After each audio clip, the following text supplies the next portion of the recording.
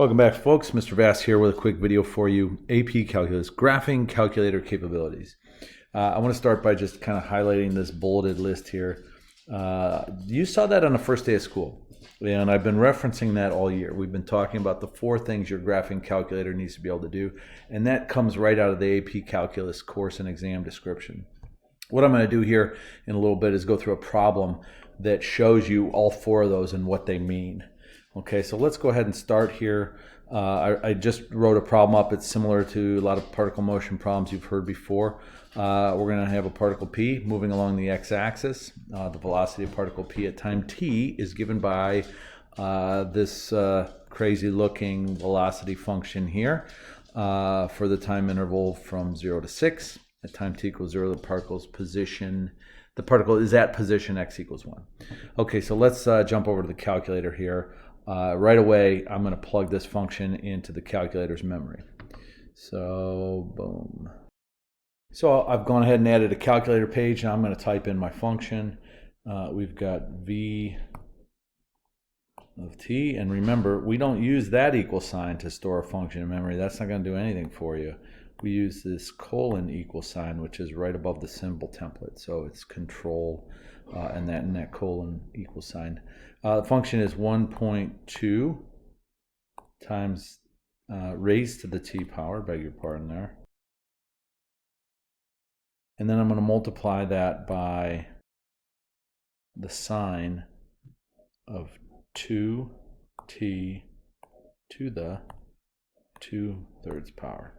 So I got the function stored there or typed in correctly. I'm going to go ahead and grip it and rip it. Now it's stored in memory. Okay, so let's go ahead and just plot the graph of the function within an arbitrary viewing window. Okay, that is our first bullet point back over here. So we're just going to take a look at what that function looks like. That's not what I would normally do in the problem, but I'm trying to hit all 4 of those things in this one problem. I'm going to go ahead and add a graphs page. And watch what happens when I type in the function name v of t. It says create a slider for t. What? I don't want to do that. I've never seen that before. Okay, so maybe I did something wrong. You'll notice when I go to graph a function, I can only graph a function in terms of x, not in terms of t. So as a user, you need to be savvy enough to realize we're going to graph v of x. And we graph it. There we go. We've got the nice graph there. But we're only interested in looking at times from 0 to 6. So let's go ahead and change our viewing window so we only see 0 to 6. I'm going to go ahead and go over here to menu. And then if we look, there's a window/zoom option, option 4. There's a couple different ways you can go about doing this. You can do a couple different zooms there. You got zoom in quadrant 1, you got zoom trig, zoom data. Zoom fit's a nice one just to give you a quick look to see if there's any other interesting features in the graph. Again, I want to zoom in from t equals 0 to t equals 6. So I'm going to go back over here again, menu, window zoom, and I'm going to choose option 1, window settings. I'm going to go ahead and set the minimum x value to 0. I'm going to select the maximum x value as 6. And then auto, I don't like auto scale personally. I like to pick nice increments. I'm going to pick 1 there. So all the tick marks on the x-axis will be 1 unit. Minimum y value, I'm going to go ahead and keep that there.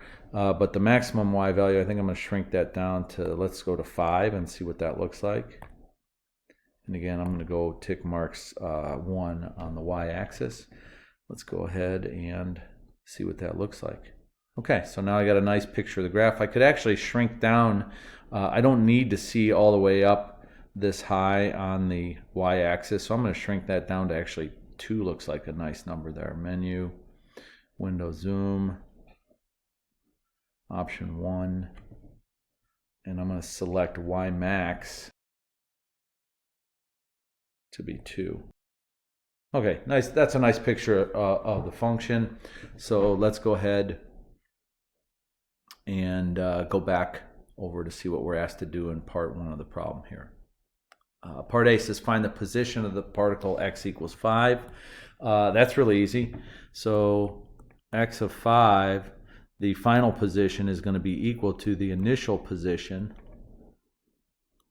plus the accumulated change in position between t equals 0 and t equals 5. okay? And this guy right here is 1. We were told that. The position is 1 when t equals 0. So this is, from this point forward, this is just a calculator problem, okay? I'm going to go ahead and jump back over to the calculator. Let's go to a calculator page, and we're going to do 1 plus the definite integral from 0 to 5 v of t. Notice I'm back to using t dt. Grip and rip, and we got our answer of negative 1.731 or negative 1.732. There are no units in this problem, so I'm not going to list any units. It is a position, so its position would be something like meters or inches or miles, depending on whether or not there's any units in the problem. Okay, jump back up here. Let's take a look at what we've done so far. We have plotted a function in an arbitrary viewing window, and we've numerically calculated the value of a definite integral. Hopefully we hit those last 2 bullets before we're done with this problem.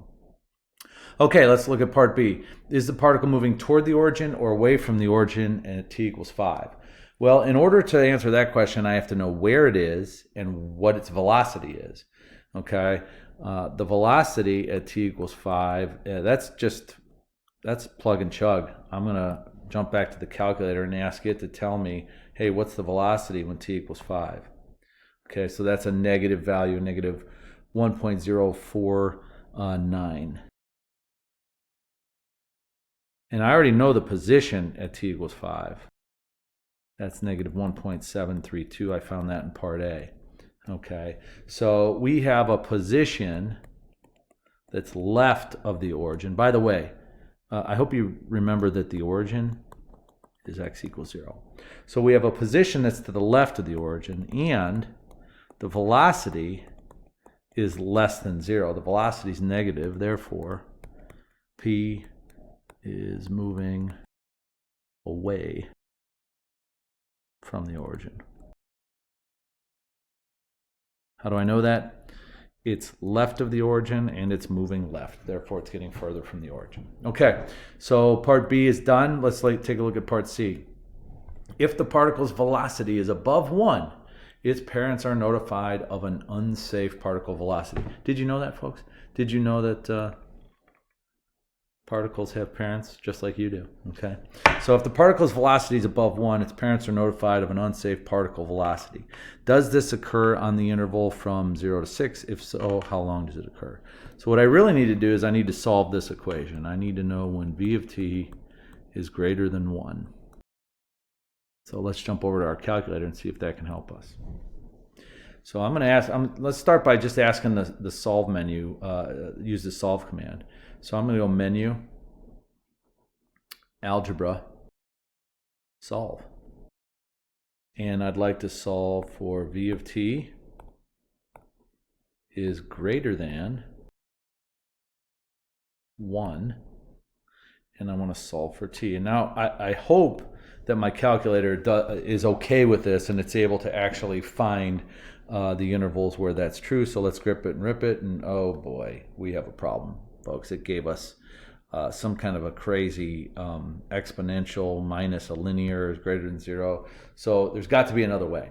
And just as a quick heads up, if you get into a situation on the AP exam where your calculator hangs up on you, and when I say hangs up, I mean it's taking a long time to calculate, and perhaps you see that little spinning circle telling you that it's working. If that's taken more than maybe 10 or 15 seconds, it's time to hit the reset button on the back of your calculator. Flip your calculator over and look, you'll see a reset button on the back. Carefully put your pencil point in there to reset your calculator, and then try the problem again. So I need another strategy now. I was unable to solve this inequality with the solve command. So let's go over and try, let's take a look at the calculator, see if it can help us out.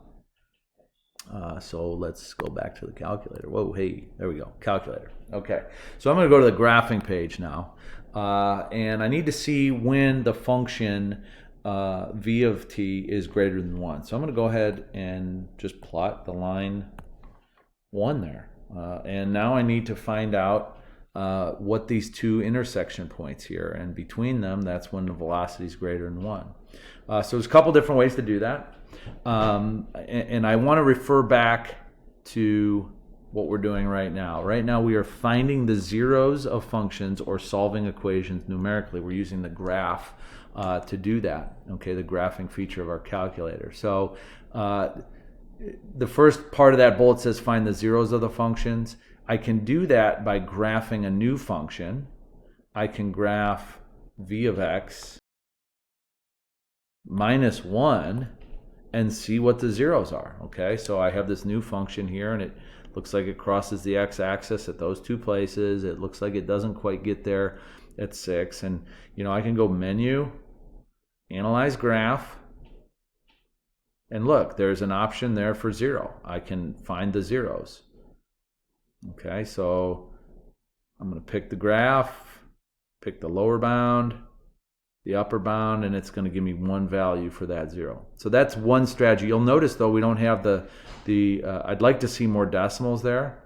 Okay, so I'm going to hover over that x coordinate, and then I'm going to hit the plus button to see more decimals. So my graph's getting a little messy. What I really want to do is just find those two intersections. So let me Control Z. Let's see if I can back out the last couple things I did. Control Z. Control Z. Okay, so now let's just go find those two intersections. Again, we're going to go menu, analyze graph, and now we're going to find the intersection.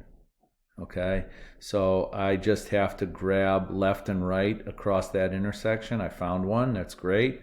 I'm going to actually move that text because there's going to be another point. I don't want the coordinates to get to be overlapping there. So we're going to analyze graph again.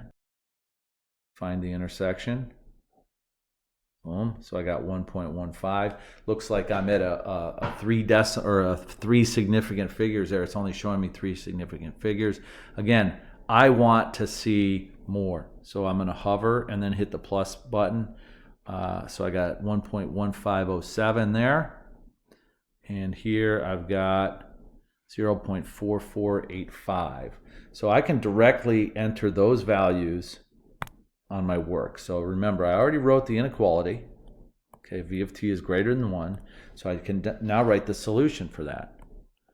For approximately 0.4485 is less than or equal to t, which is less than or equal to 1.1507. So let's make sure we answer the question. So the velocity is greater than 1. How long? Okay, so now I got to look at the delta t there of those of the two endpoints of that interval. So I'm going to do 1.1507 minus 0.4485. If you look at the decimal approximations there rounded to 3 places, you could get an answer of 0.702 or 0.703. Okay, let's take quick stock of where we're at. We have done 3 out of those 4 features. We're going to hit the 4th one right now, numerically calculate the derivative of a function. So let's jump back and take a look at part D. Is the particle's speed, that's one of those words that's going to get you. Is speed increasing or decreasing? Okay, remember speed is equal to the absolute value of velocity. Okay, and we can test whether or not speed is increasing or decreasing by analyzing velocity and acceleration. Okay, so let's see. Velocity when t equals 5 is about negative 1.049. We've seen that 1 or 2 other parts in the problem. We saw it in part B. Yeah, it was part B we saw it. Right up here is where that value comes from. But now I need acceleration. Okay, so I need v prime of 5. And I'm going to ask my calculator to give that to me directly. So let's jump back over to the calculator, jump back to a calculator page, and let's just see if there's a menu for that. Menu, calculus, that's the course we're in, probably pretty helpful. Option 2, derivative at a point, that's what we're looking for. Okay, that's one of the 4 features your calculator has to have. And on the TI Nspire, we get this nice little prompt box here to to set up the derivative at a point. The variable of this function is t. The value we are interested in for t is 5. And we are interested in a first derivative. So let's go ahead and grip it and rip it there. And what it does is it gives us a template. It says find the derivative with respect to t of some function, and we're going to enter our function here, v of t. And then we have that vertical slash, which if you recall from class, I've talked about that on numerous occasions. It means such that. So find the derivative of velocity with respect to time such that t equals 5. At this point, grip it and rip it, and we have our answer, 1.568. 1.568. So what do we have here? We've got a negative velocity, we got a positive acceleration, so that means speed is decreasing. So I'm going to go ahead and justify that by saying v of 5 is less than 0, and v prime of 5 is greater than 0. Therefore, speed is decreasing. If velocity and acceleration have the same sign, speed is increasing. If their signs are different, one positive, one negative, then speed is decreasing. Okay, folks, that's it for this quick tutorial on the TI Nspire and using all 4 features of the calculator on one problem. I want you to take a look here. Look back at the work that we did. The calculator did all of the calculus. We had to understand it in order to make some decisions, but all the heavy lifting was done by the calculator. All we did really in this problem was compare some numbers, okay, that the calculator gave us. Let's jump back over here and show you one more thing. There's another way to do this derivative. You can actually, if you want, this is a longer process, but you can go Menu, Calculus, Derivative. And we'll take the derivative with respect to t. We'll tell it we want v of t. We can, then we can name this thing and call it v prime of t. Store that in memory. And then we can ask the calculator to give us v prime when t equals 5. So that's also the derivative of a point, but it uses a feature that you won't find on a TI-84, and that is calculating the algebraic derivative of v of t. Another way that you can do this procedure right here is you can just type in, you can go grab the symbols template for derivatives, it's right there. You can say, give me the derivative with respect to t of velocity. And then we can use the such that symbol. We've used that a number of times, such that t equals 5. Again, that template is built into that calculus derivative at a point menu, but we get the same value there. Okay, folks, thank you for your time and attention, and I hope that helps you understand a little bit more about your AP Calculus graphing calculator capabilities.